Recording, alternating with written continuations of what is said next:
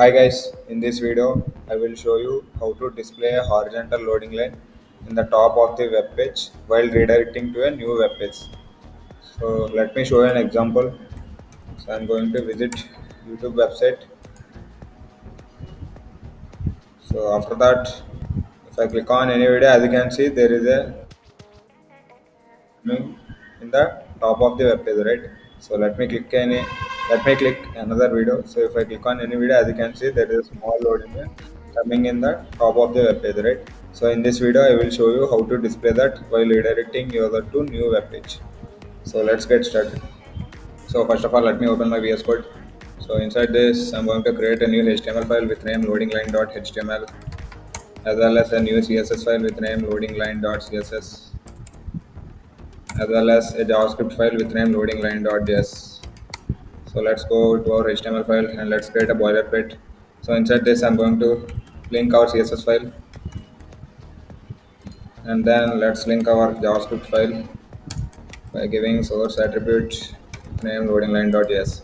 So inside this, first I'm going to create a div tag with class name loadingline. Now let's run this document in our browser. As you can see, it is an empty web page. Now let's change the background color from white to black so that you can able to see the loading line clearly. So let's select the body and change the background color from white to some black color. Now our web page is in black color. So now let's select this div tag with class name loading line and add some styles to that. Adding dot loading line. Let's make the position as fixed at top of the web page, and then left to be 0, and give the width to be 100% because we want to display that line to the entire screen, to entire screen's width, and then give some height of 4 pixels. And I'm going to add the background color as red. Now let's check whether it is coming or not. As you can see, that red line is coming, right? It is displaying. So now initially you have to hide this, right? So to hide that, I'm going to use scalex property by using transform and scalex of 0. So now if you see the output, as you can see that line is not visible because I have given this scale x to be 0. So x means horizontal axis, right? Which means horizontal line. Initially we are hiding that by using this scale x value with 0. So now initially it will not come, as well as,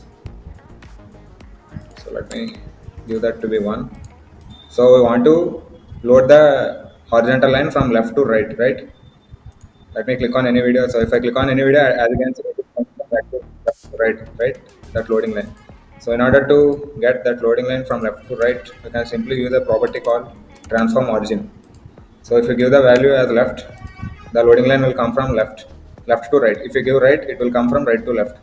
And I'm going to again use transition with transform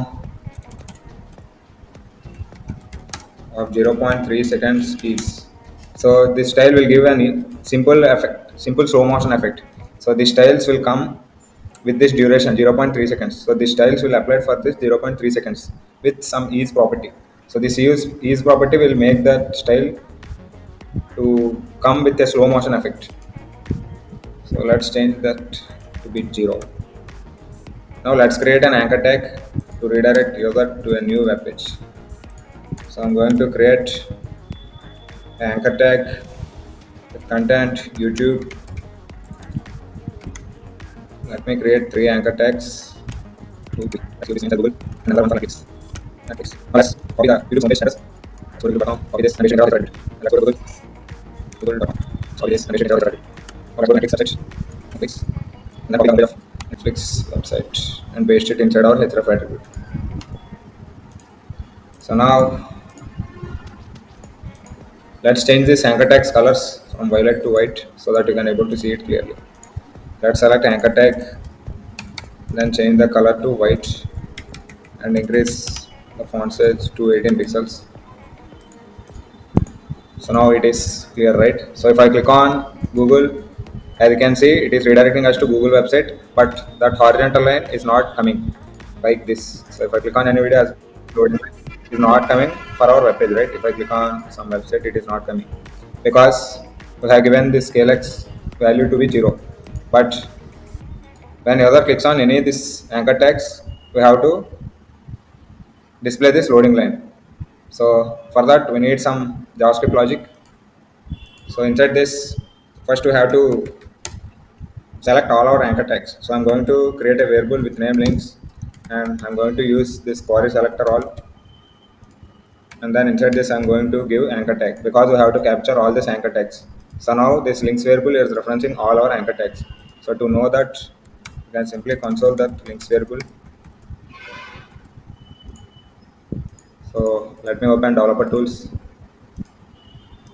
As you can see, we are getting the node list with three elements. So this node list is similar to arrays. So we can use the methods which are available in array to this node list. So we are getting three elements because we have three anchor tags, right? That's why it is displaying three for this node list. So if I open this, we are getting three anchor tags with index 0, 1, 2. So if I open this first element, it will display YouTube, because for the first anchor tag we have given YouTube, right? And for the second one we have given Google. So if I open second element, let me open that second element, it will display Google. As you can see, it is displaying Google, right? So all our links are inside our node list, right? So we have to loop through this node list, and we are going to add an event listener, and the event will be click. So if user clicks on any link, we have to show the loading line.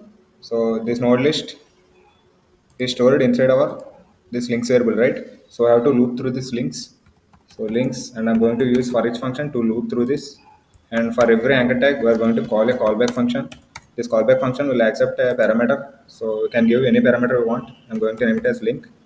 So for the first iteration, this link parameter will reference our first element, which is this YouTube.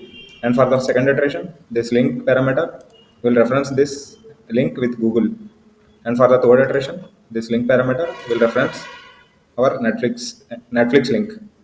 So we're going to register an event listener, and the event name is click. So when the user clicks on any link, we're going to call a function which is show loading line. So let's create the show loading line function. Function show loading line. And inside this function, we have to capture our div tag with class name loading line. So I'm going to create a variable with name loading line, and inside this I'm going to select that div tag with class name by using document.query selector, and inside this we have to give that class name which is loading line. So now our loading line variable is referencing our div tag with class name loading line. So when user clicks on any event, we have to change the scalex value from 0 to 1. So for that, you can simply use this loading line variable, and then you can able to access the CSS styles by using this dot style property. And we have to give this property name which is transform, and inside this we have to give the value scalex, and then we have to give the value as 1. So now let's check whether it's working or not. So if I click on refresh and close this tab, so if I click on any link, as you can see, the loading line is coming, right? A red loading line is coming. If I click on any link, that loading line is coming, right? So even if I click on this YouTube, that is coming. So I think you will understand it, guys. So if you don't understand, please comment down so that I will try to explain it again. So that's it for this video, guys. Thank you so much for watching.